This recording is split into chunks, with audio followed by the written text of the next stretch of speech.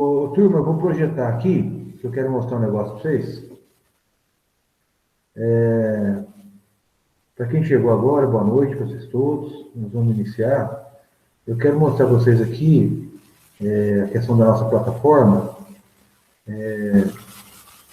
Na aula de colheita, no tópico de colheita, eu coloquei aqui mais um artigo hoje, viu? Esse artigo 3 aqui, ó, que é o uso de etrel na colheita mecanizada e seletiva de café arábica, para vocês lerem e para poder fazer a participação nesse fórum temático, tá? E não é nada muito extenso não, viu, gente? Leiam para vocês terem aquele conhecimento daquilo que nós conversamos na última aula, né, no sentido de trazer a base científica para a nossa reflexão, para que vocês possam participar do fórum. E o fórum disponível até dia 18. Eu coloquei ainda, aí agora passando ao tópico 3, né? Aqui está a aula da semana passada, que é a aula sobre via úmida. E hoje eu coloquei alguns vídeos complementares, que são vídeos do site do YouTube da Paline. E esses vídeos são muito interessantes. Além deles trazerem uma questão sobre os equipamentos, explicação dos equipamentos, a parte mais rica é a participação desse rapaz aí, que é o professor Flávio Borém, hoje uma das referências em processamento pós-colheita e qualidade de café no Brasil e no mundo. E a Paline Alves disponibilizou isso para nós, de uma maneira... Eu gostei demais. Eles falam, isso aí é propaganda para eles, né, no final das contas. Né? Mas a riqueza, eu assisti todos esses vídeos do Borém, inclusive, existem alguns vídeos que falam de secagem, mas eu não quis tirar da sequência, então eu trouxe todos esses vídeos aí, para que vocês possam assistir. Então, eles estão aí, os 9 vídeos, né? O vídeo número 6, ele não está disponível. Ele cita lá, mas não está disponível. Então, tem todos esses vídeos. E eu coloquei aqui já uma atividade avaliativa relacionada a dimensionamento de unidade de processamento pós-colheita, que não está disponível ainda, só está citada, para que vocês saibam que ela vai estar disponível, valendo 10%. E uma atividade 2, relacionada a um assunto que nós não vamos trazer aqui com profundidade, que é a questão de micro-organismos, né? Em especial, micro-organismos que trazem, que agregam ao café micotoxinas, que são como chamam? Micotoxigênicos, tá? Fungos micotoxigênicos. Está escrito aqui, ó, fungos micotoxigênicos.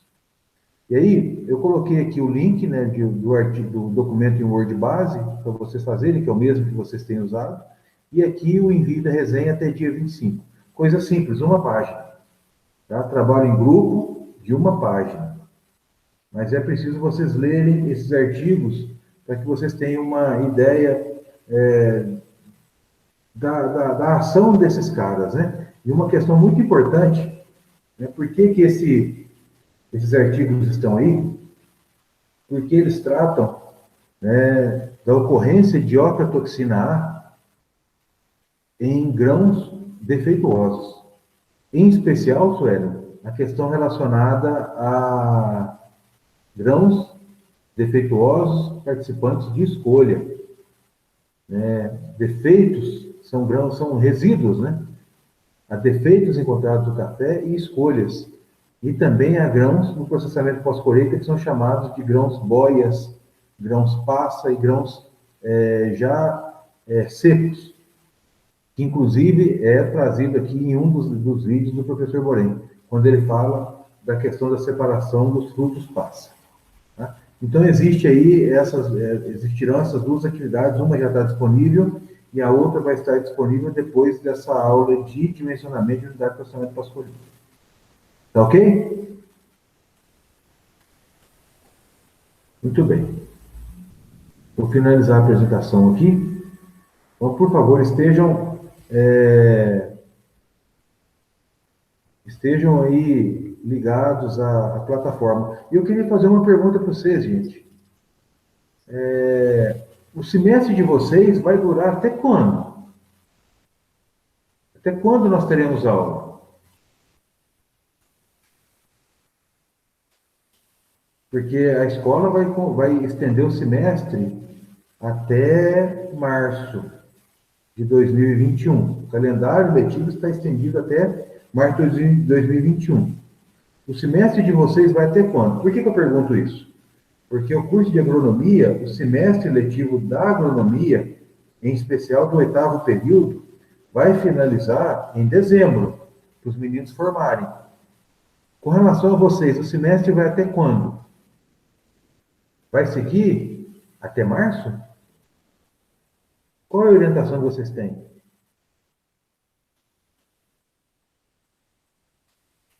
Pode abrir o microfone e me responder, por favor, porque eu estou meio perdido nesse trem. Pois é, acho que até o momento nós não temos uma posição ainda como que vai ser, não. Porque eu pergunto o seguinte: vocês estão tendo horário de atendimento síncrono, de 1 hora por semana.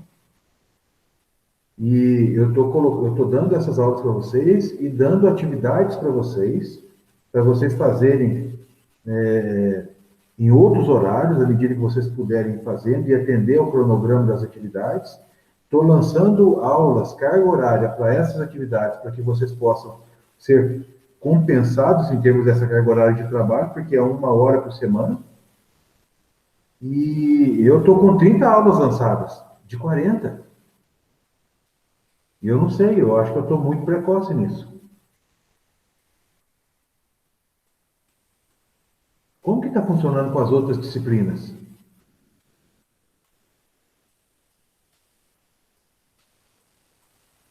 Alguém pode me ajudar? Olha, a gente tá seguindo normal, só que ninguém falou nada assim de férias, de finalizar o período. Falou até março mesmo. Ah, então nós vamos seguir até março. Eu creio que sim. Perfeito. Porque, vejam bem, eu já falei para vocês das partes mais pesadas da nossa disciplina, que falta só secagem, tá? Que é um conteúdo mais pesado. Fatores pré-colheita, foram semanas que nós conversamos muito sobre números. Vocês trabalharam pesado nessa semana, nesse tópico. Depois nós falamos de colheita. Vocês trabalharam pesado na colheita com aquele trabalho e com as aulas e com os vídeos. Então, a plataforma está lotada de vídeos para vocês assistirem, de aulas e vídeos complementares. Nós estamos trabalhando muito pesado na aula de processamento, né, no assunto processamento. Falamos de processamento via seca, vamos falar hoje iniciar o processamento via úmida, e depois nós ainda vamos falar de dimensionamento de unidade de processamento pós-colheita. Eu acho que eu não consigo fazer tudo isso hoje. Vocês têm todos esses vídeos na plataforma para vocês assistirem, e depois nós vamos iniciar o tópico de secagem. E secagem é um assunto ainda bastante complexo que nós vamos falar. Nós vamos falar sobre questão de tipos de terreiro, tipos de secadores artificiais, nós vamos falar de atividade metabólica do grão, da semente, influência de temperatura e tempo de secagem, no comportamento da água dentro da semente, vamos falar de dimensionamento de unidade, de terreiro, dimensionamento de secadores. Então, ainda um tópico bastante pesado. E depois vem o tópico final, os tópicos finais que tratam aí do armazenamento. Nós vamos falar um pouco de tulha, dimensionamento de tulha, né, comportamento de café ao longo da secagem, que é uma coisa não é muito complexo, é rápido. E depois nós vamos falar de beneficiamento e fechar a disciplina.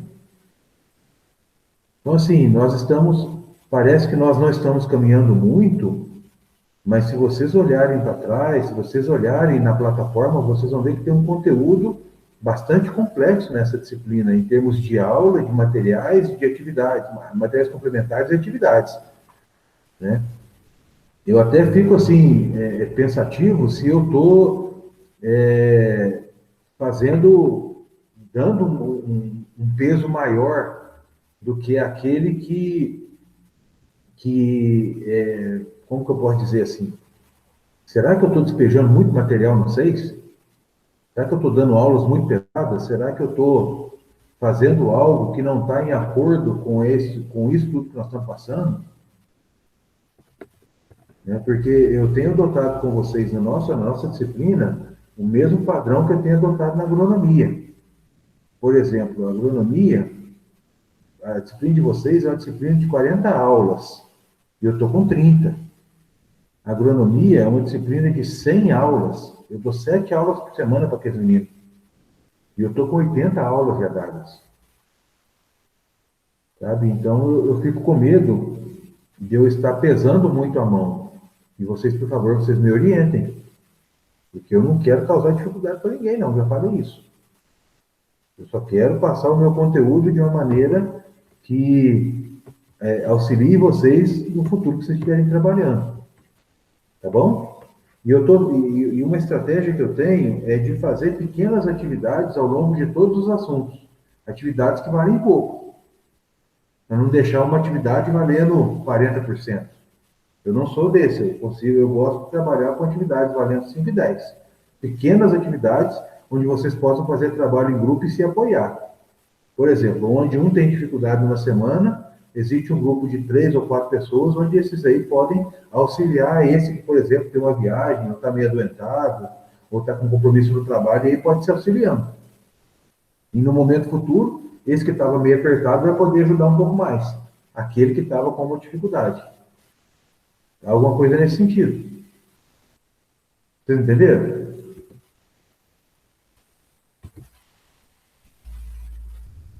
Entendeu, gente? Basicamente é isso.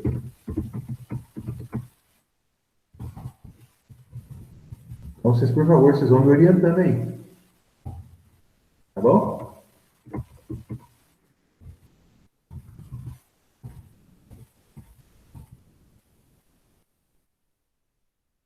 Estou aqui organizando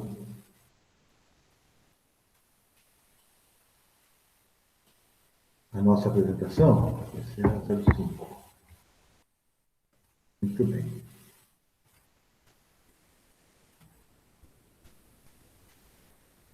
Alguém quer falar alguma coisa? Quer fazer alguma pergunta? Podemos seguir? E nós já estamos com 20 minutos rodados.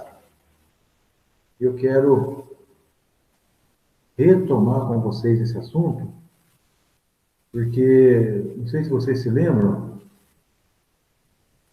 eu já falei de processamento via seca, e aí eu falei de colheita, falei de processamento via seca, aí eu interrompi essa sequência do processamento para voltar nas máquinas de colheita, que eu tinha deixado passar um assunto importante, que era da força de retenção peducular, ou a força de desprendimento de frutos, que também pode ser chamada assim, e fazer a análise daqueles vídeos na aula passada. Então, nós voltamos a essa questão do processamento pós-colheita, lembrando que na plataforma, deixa eu achar aqui, na plataforma Moodle, deixa eu abrir ela aqui, já tem um vídeo da nossa aula de 40 minutos sobre processamento via seca, né, que foi dado no dia 21 de outubro. Tá?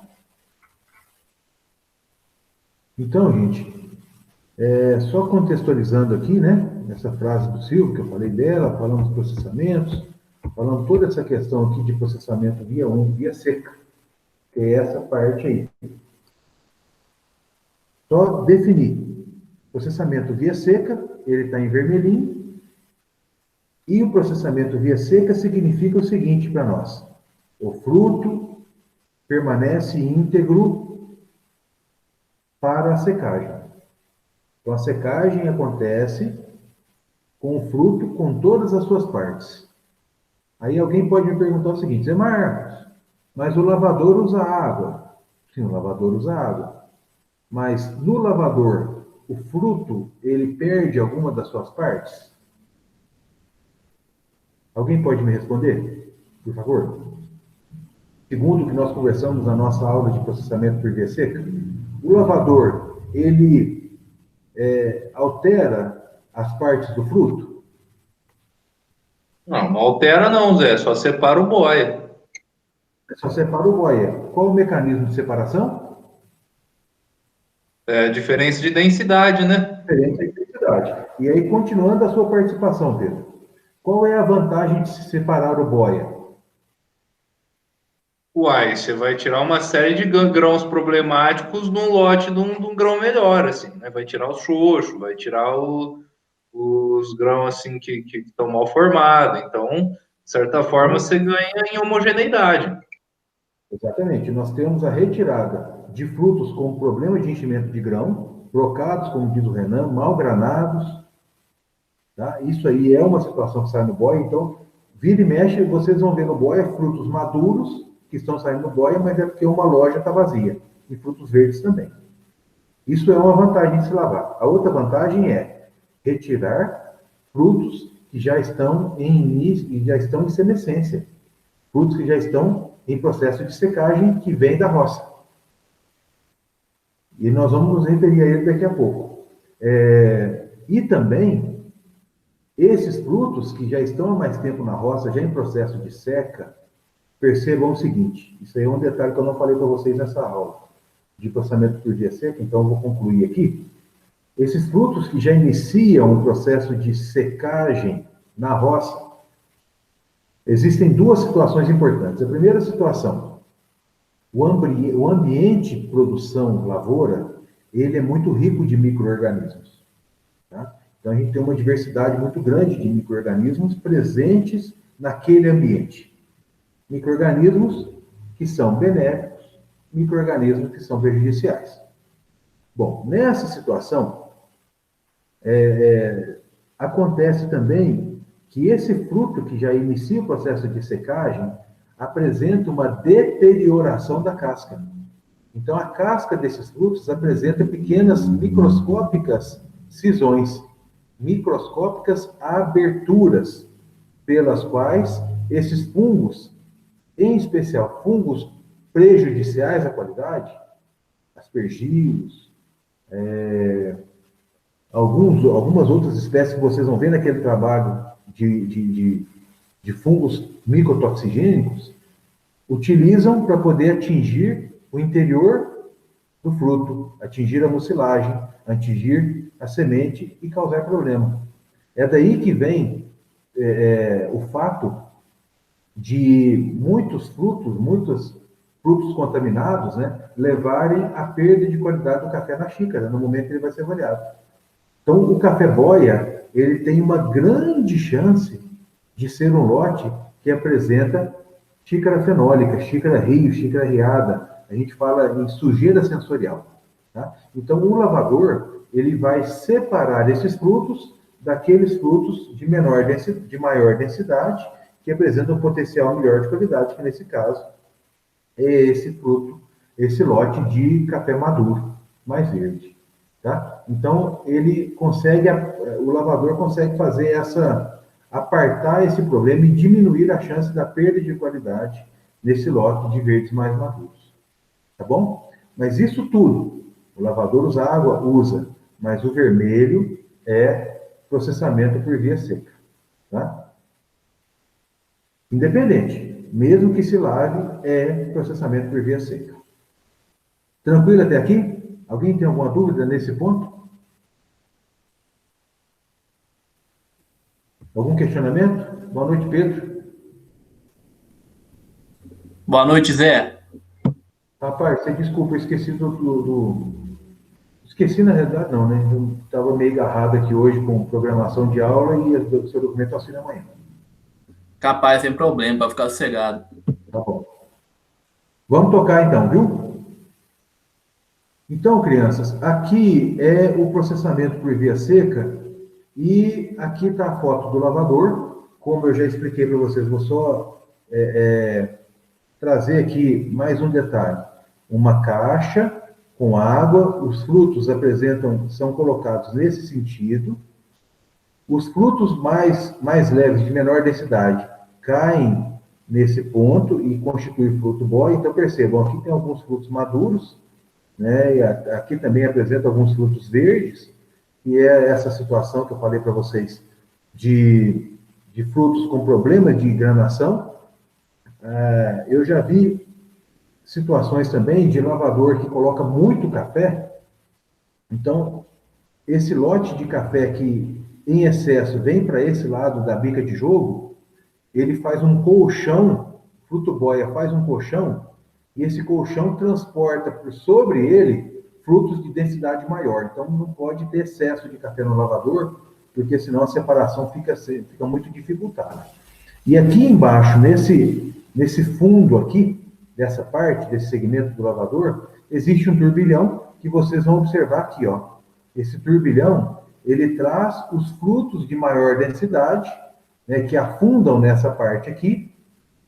Eles vêm por baixo, por essa turbina joga eles para esse lado do lavador e eles constituem esse lote de café lavado, que é formado de lotes maduros e verdes. Tá? Então, aqui existe a saída, né, a moega de saída do lote de café boia, que vai para o elevador aqui nessa foto do Ademar, e aqui tá a saída hoje, tá a saída aqui do lote de café maduro mais verde, que vai ser destinado ao descascamento.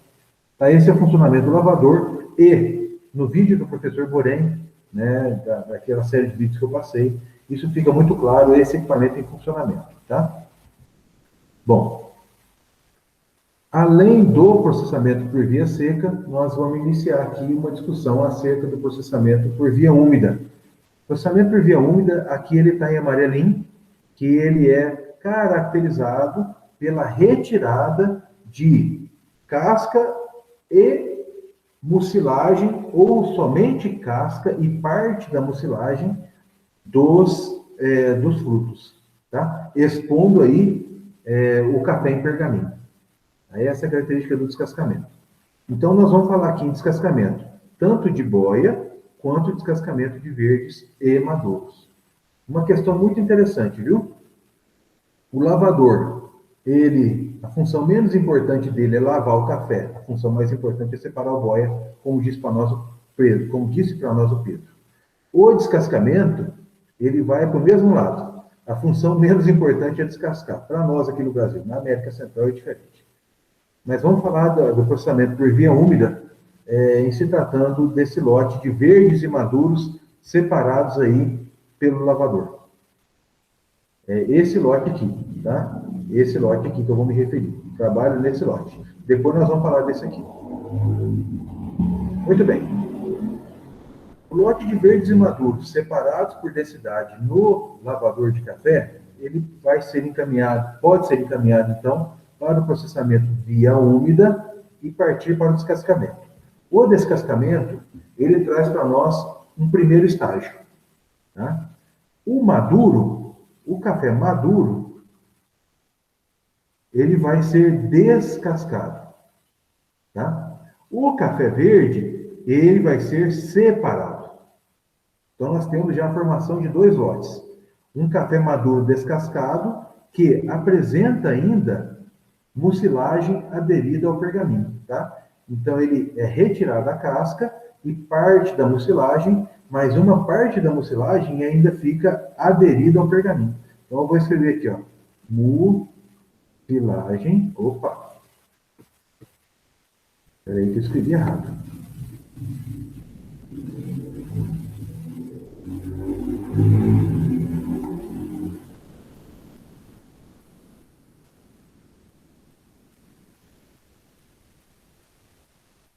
Parte da mucilagem aderida ao pergaminho. Tá? Então, ele vai entregar casca, café descascado em pergaminho, com parte dessa mucilagem aderida ao pergaminho. Esse café, esses grãos, eles vão para a secagem, né, e originam o lote de café descascado. Olha que interessante a questão desse processamento. O descascamento, ele vai separar o café maduro do café verde. Diferente do que aconteceu no lavador. O lavador entrega os dois juntos, que eles têm a mesma densidade. Umidade em torno de 50, 55, 60%. Tá? Nesse caso, já existe uma separação física. Separação física de que forma? O café maduro é descascado e um detalhe acontece. Ele perde 50% do volume. Perda ou redução de 40 a 50% do volume do fruto, que é a própria retirada da casca. Então vamos pensar o seguinte, só para vocês terem uma ideia de o quanto isso aí é importante. Essa questão da retirada da casca e a redução do volume, ela é muito interessante para nós. Ela é muito interessante por dois motivos. Vamos falar um exemplo que eu vou tratar lá na secagem, né? Vou falar na secagem, mas é um exemplo aqui para nós. Vou usar de exemplo aqui para vocês entenderem a importância disso. Vamos pensar num secador de 15 mil litros. Vou digitar aqui no calculador. 15 mil litros.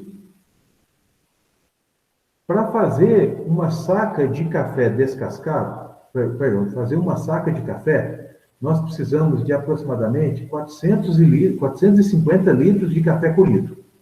Café natural, café com casca. Dentro do processo de secagem, antes de nós colocarmos esse café no secador, ele não é recomendado que a gente pegue o café da roça e já coloque ele direto no secador, porque esse café vai murchar a casca, e aí o secador perde eficiência. É recomendado que o secador trabalhe em sua capacidade máxima, ou seja, nós não podemos colocar o café da roça, porque ele vai murchar a casca, perde de eficiência, perda de calor, nós vamos secar menos café por um tempo maior, nós vamos conversar isso lá na frente. Quais são as práticas recomendadas? Pegue o café natural, coloque ele no terreiro por 2 dias, murche a casca dele nesses 2 dias e depois leve para o terreiro, leve para o secador. Bom, se inicialmente para fazer uma saca de café com café recém-colhido gasta-se em torno de 450 litros, nós vamos colocar que ele vai murchar um pouco nesses 2 dias e nós vamos colocar uma perda de aproximadamente 80 a 100 litros de volume. Vamos colocar 80 litros de volume. Ou seja, um café de 2 dias de terreiro, ele vai ter um volume em torno de 370 litros de café murcho para fazer uma saca de 60 quilos. Vocês acompanharam esse raciocínio? Alguém está com alguma dúvida? Alguém não acompanhou? Quer que eu repita? Então vamos continuar. Considerando que esse café vai ficar 2 dias no terreiro murchando, para a gente colocar no secador, e ele vai sair de um volume de 450 litros para um volume de 370 litros, um secador de 15 mil litros, por exemplo, ele vai secar 40 sacas de café. Ou seja, esse café, para finalizar o tempo de secagem, ele vai ficar 2 dias no terreiro e mais algo em torno de 4 dias no secador. Um tempo de secagem, desde a colheita até ir para a túlia, em torno de 6 dias. Então, nós estamos falando em café natural. 2 dias de terreiro, mais 4 dias de secador. 6 dias para 40 sacas. Tá? Alguma dúvida até aqui? Posso continuar? Entender? Está entendendo? É uma comparação, eu vou falar da importância disso aqui para nós. Quando a gente fala em café descascado, café via úmida, aí é descascado, despolpado, desmucilado, que vocês vão entender daqui a pouco. Nós fazemos a retirada da casca. E esse cara perde entre 40% e 50% de volume. O que eu estou dizendo? Eu estou dizendo que para fazer uma saca de café de 60 quilos, nós vamos precisar de algo em torno de 250 litros de café descascado. Ou seja, 250 litros. Eu estou falando para vocês que um secador de 15 mil litros, por exemplo, ele vai secar 60 sacas por ciclo. 60 sacas por ciclo. No caso de secador. E ainda acontece uma questão muito interessante. O café descascado, ele não precisa murchar no terreiro. Ele pode ir direto para o secador. Só precisa tirar a água. Então, se esse café, assim que ele sair da unidade de processamento, ele passar por uma centrífuga que retira esse excesso de água, esse cara pode ir para o secador no mesmo dia. Ele não precisa ir no terreiro para murchar, para secar, para desidratar o externo. E aí eu vou fazer uma pergunta para vocês. Café descascado seca em quantos dias? Um secador de 15 mil litros. Quem tem essa experiência para trazer para nós?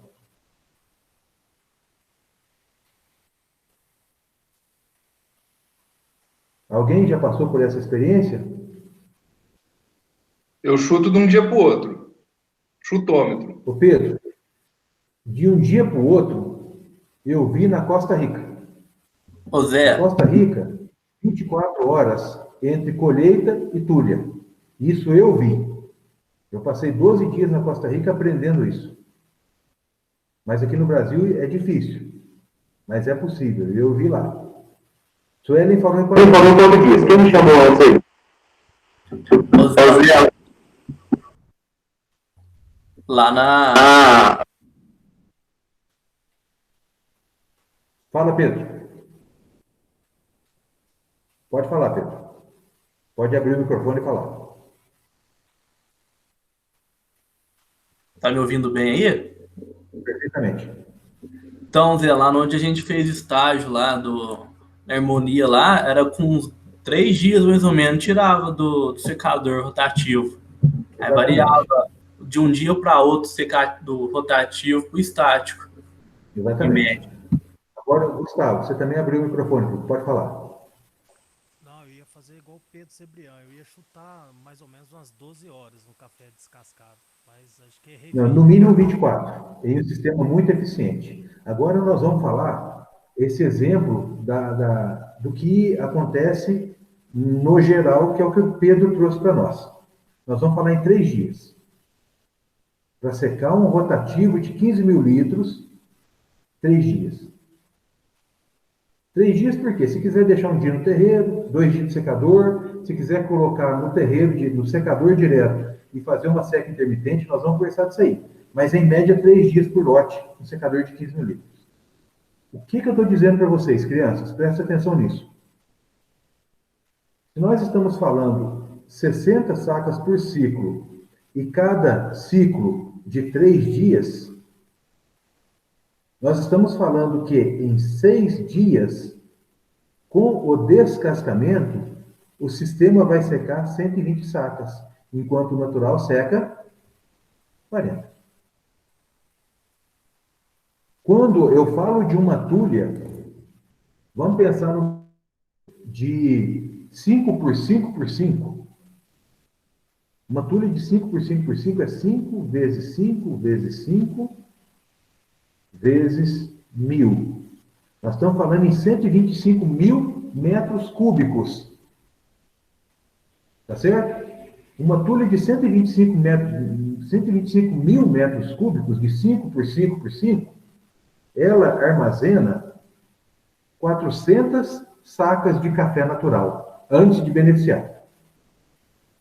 Quando eu falo de café descascado, ela armazena 500 sacas. Não? Zé, vai dar 125 mil litros, na verdade, né? Porque 5 por 5 por 5 já é metro cúbico, né? 125 mil litros. É isso, 125 Então, mil litros. 125 mil litros, dividido por 300 litros, 400 sacas, que é o armazenamento de café natural. Depois de seco, ele tem em torno de 300 litros. Eu vou passar esses números para vocês quando a gente tiver aula de secagem. Quando a gente armazena café descascado, a capacidade dela aumenta em 25%. Por que eu estou dizendo isso para vocês, crianças? Eu estou dizendo para vocês que a unidade de processamento pós-colheita, ela uniformiza o café em termos de estágio de maturação e ela otimiza a infraestrutura, otimiza o sistema pela redução do volume de casca. Sistema de secagem, sistema de armazenamento, sistema de beneficiamento. Tá? Então, quando vocês forem falar de unidade de processamento pós-colheita, vocês não precisam nem falar que vai melhorar a qualidade. Vocês não precisam nem falar melhor, mas vocês não precisam nem falar que o produtor vai produzir um café de melhor qualidade e ganhar mais dinheiro. Ele não pode garantir preço. Mas vocês podem dizer que uniformiza os frutos por estágio de maturação, adequa para as questões de secagem em função das características dos frutos já uniformizados, que se obtém o máximo da qualidade de cada estágio de maturação daquele fruto e ainda otimiza a infraestrutura. Isso aí com uma conta simples, hein? Eu estou falando isso aí para vocês só para trazer a importância dessa redução do volume do fruto, do volume de casca. Só por isso, pode falar. Poderia pensar também na questão da segurança da armazenagem, no sentido de que se eu estou armazenando grãos mais homogêneos, eu tenho menor probabilidade de ter, por exemplo, um lote que tem uma determinada quantidade de grão mais úmido e que mais lá para frente vai, sei lá, diminuir o tempo de armazenagem, sabe? Não sei, pensando na qualidade dessa armazenagem. Pedro, inclusive isso acontece. Isso acontece de uma maneira muito importante, porque vou voltar aqui nesse slide. Esse slide aqui, quando a gente fala em café natural não lavado, isso aqui é café mistura de fruto, certo? Mistura de fruto. Esse mistura de frutos, ele é composto, eu vou trazer para cá, vou repetir aquela reflexão para poder te responder, Pedro. E o que você falou é uma questão muito importante e eu deixei passar batido. Ele é composto de frutos secos, passas, maduros, verde-canas e verdes. Não é isso? Esses caras aqui, umidade entre 50% a 60%. Esses caras aqui, umidade entre 45% a 50%. E essa turma aqui pode ter umidade até em torno de 30%. Isso aí num café mistura de frutos. Quando coloca esse cara no terreiro, o sol na cacunda é igual para todo mundo. Ou seja, esse cara de 30 vai secar e esse cara de 60 vai secar. Quando finaliza a secagem desse de 30 e desse de 60, a orientação é: guarde o café quando ele tiver de 11% a 12% de umidade, não é isso? Mas esse cara aqui, lá ele vai estar com 9% a 10%, e esse cara aqui vai estar com 12% a 14%. Na média, tem-se o 11% a 12%.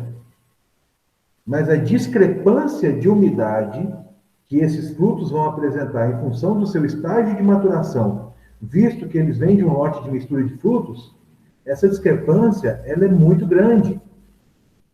Quais os problemas que isso aí vai produzir? Fruto de café muito seco vai originar lote de café quebrado, defeito quebrado.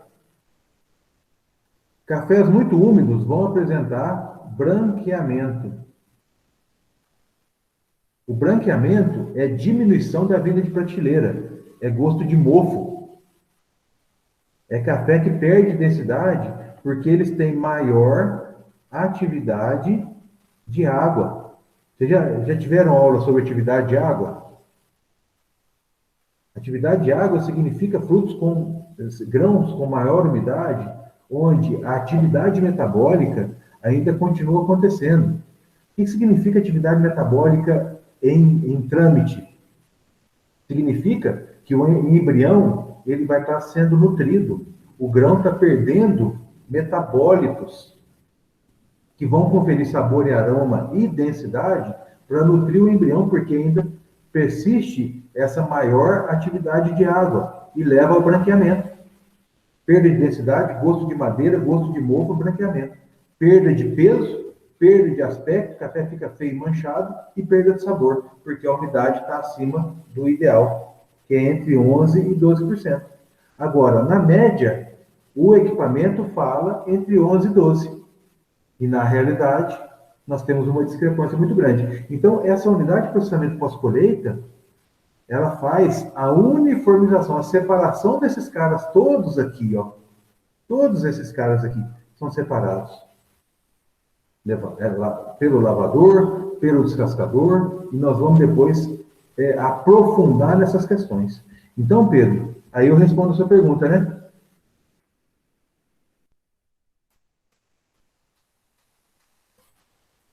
Ah, responde sim. Pedro. Perfeito. Alguém quer fazer mais alguma pergunta? Então, Ô, Zé, isso tudo é só para enaltecer a importância da unidade de processamento pós-colheita. Pode falar, Lê. o tempo de secagem no secador também do café despolpado também é de 3 dias? Retirou a casca? Sim, Sueli. Por causa da Até, mucilagem. até menos. Então, a questão da mucilagem, né, esse café descascado, que é o que nós estamos falando aqui, descasca, parte da mucilagem fica aderida ao pergaminho. Então, esse cara, deixa eu apagar esse excesso de informação aqui agora, que já deu. Isso aqui eu já vou apagar, só para vocês entenderem a importância da redução do volume. O café descascado, quando ele vai para o terreiro, perdão, quando ele vai para o secador, ele causa problemas se ele tiver com a mucilagem úmida. Tá? Então, o café descascado, ele precisa de ter a secagem dessa mucilagem. Tá? Então, o comportamento dele na secagem é diferente, por exemplo, desse café aqui que eu chamo de despolpado e do café desmucilado. Todos eles são provenientes do processamento via úmida. Isso aqui tudo é via úmida. Opa, tudo isso, danado. Tudo isso aqui é via úmida. Só que nós temos o café processado, o café descascado, o café despolpado e o café desmucilado, que são variações da via úmida, e que eu vou explicar para vocês com detalhes. E que hoje nós não temos tempo para isso. Tá? Vamos voltar aqui? Todos esses que eu falei, descascado, despolpado e desmucilado, como variações da via úmida, eles apresentam essa redução do volume de 50% que faz a retirada da casca. O descascado fica a parte da mucilagem, então ele tem essa característica diferente em termos, quando a gente compara com aqueles que é feita a retirada da mucilagem, tanto por um processo biológico quanto por um processo físico, tá? Mas em termos de volume, eles passam pela mesma questão. Na secagem, o comportamento do descascado, ele é diferente no primeiro dia. Tá?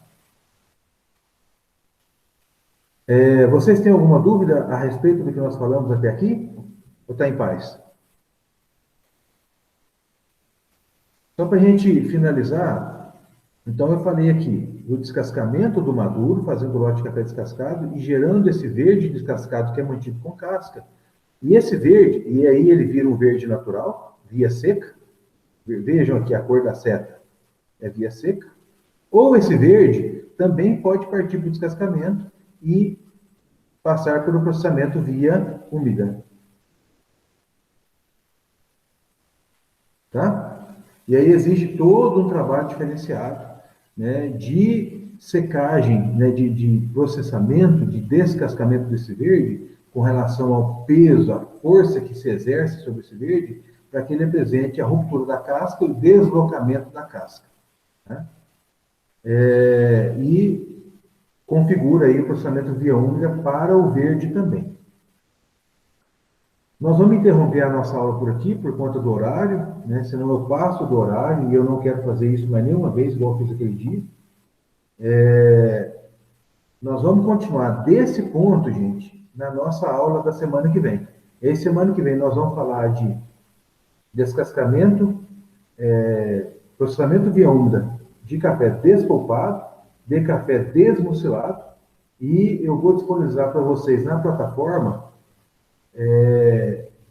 aquela participação da Capricórnio, né, naquele Instagram da Capricórnio, aquela live na Capricórnio que fala sobre fermentações, algumas dúvidas que foram tiradas, algumas participações muito interessantes. E alguns outros vídeos relacionados à fermentação. Mas esse assunto de processamento pós-colheita, nós vamos ainda continuar na aula da semana que vem. Tá bom? Alguém tem alguma pergunta até aqui? Então, se não tem perguntas, eu estou aqui encerrando a gravação e agradeço.